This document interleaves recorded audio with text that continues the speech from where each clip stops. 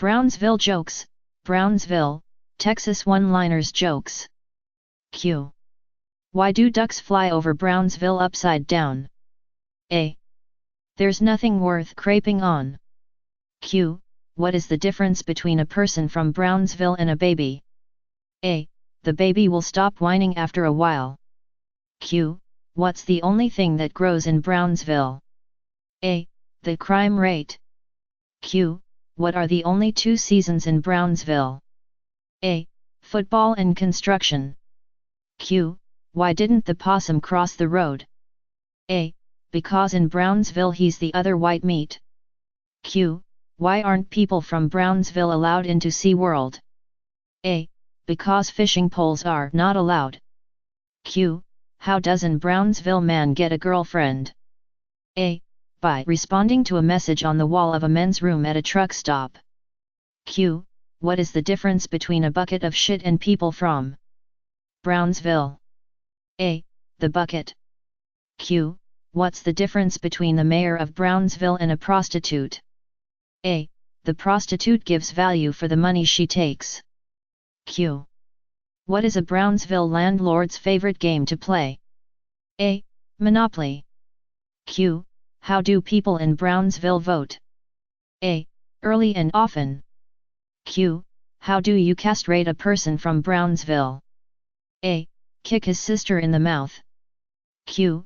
What should you do if you find 3 people from Brownsville buried up to their neck in cement? A. Get more cement. Q. What's the difference between a person from Brownsville and a carp? A. One is a bottom-feeding scum sucker, and the other is a fish. Q. How did the boy from Brownsville die from drinking milk? A. The cow fell on him. Q. What do people from Brownsville and a bottle of beer have in common? A. They're both empty from the neck up. Q. Why do people from Brownsville keep their driver's license on their dashboards? A. So they can park in handicap spaces. Q. How do kids from Brownsville spend the first week of the school year? A. Studying the Miranda rights. Q. How do you know you are in Brownsville? A. When you pull up to a red light, you roll up your windows. Q. Did you hear about the power outage in the Brownsville library? A. 30 people were stuck on the escalator for 3 hours. Q. What does the average student from Brownsville get on his SAT? A. Drool. Q. What is the definition of safe sex down in Brownsville? A. Placing signs on the animals that kick. Q. Why do people from Brownsville have TGIF on their shoes? A. Toes go in first. Q. Why do they sell so many button-fly jeans in Brownsville? A. Because the sheep can hear the zippers a mile away. Q. What is the definition of a Brownsville virgin? A. An ugly 12-year-old who can outrun her brothers. Q. What do tornadoes and people from Brownsville have in common? A. They both end up in trailer parks. Q. How do they separate the men from the boys in Brownsville? A. With a restraining order. Q. What's the first thing a Brownsville girl does when she wakes up in the morning? A. Walks home. Q. What did the Brownsville girl say after sex? A. Get off me, Dad, you're crushing my smokes. Q. Why don't girls play hide and seek in Brownsville? A. No one would look for them. Q. What's the advantage of being married to a person from Brownsville? A.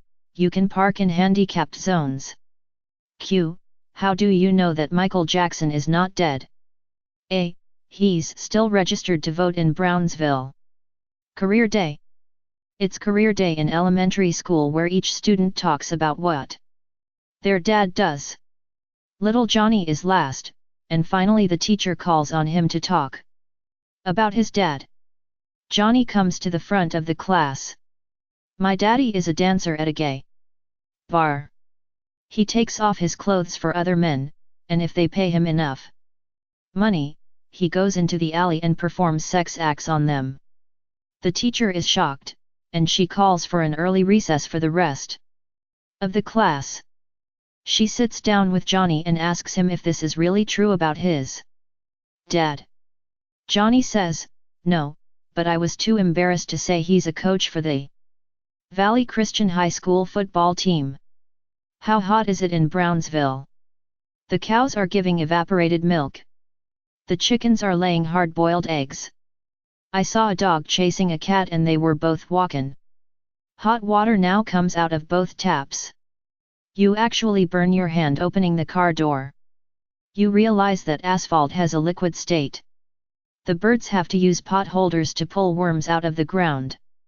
The potatoes cook underground, and all you have to do to have lunch is to pull one out and add butter, salt and pepper.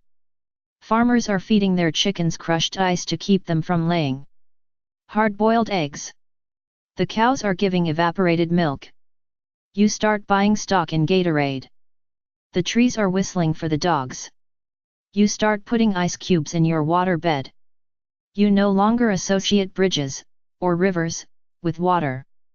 You can say 113 degrees without fainting. Satan decided to take the day off. You eat hot chilies to cool your mouth off.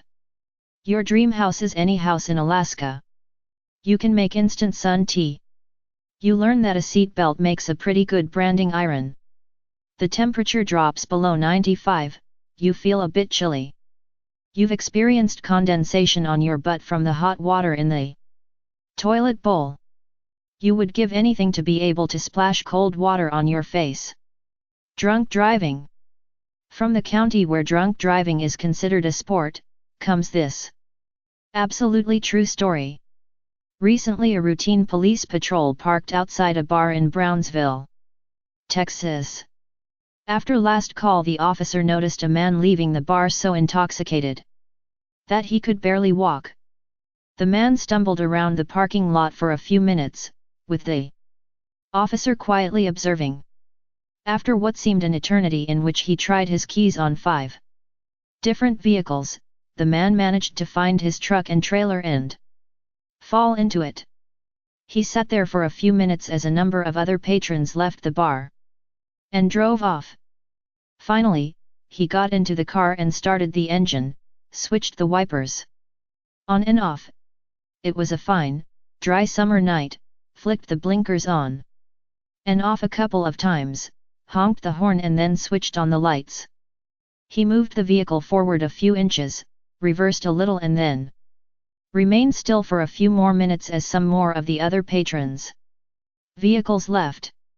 Finally, when his was the only car left in the parking lot, he pulled out and drove slowly down the road. The police officer, having waited patiently all this time, now started up his patrol car, put on the flashing lights, promptly pulled the man over and administered a breathalyzer test. To his amazement, the breathalyzer indicated no evidence that the man had consumed any alcohol at all. Dumbfounded, the officer said, "I'll have to ask you to accompany me to the police station. This breathalyzer equipment must be broken." "I seriously doubt it," said the truly proud hillbilly. "Tonight I'm the designated decoy."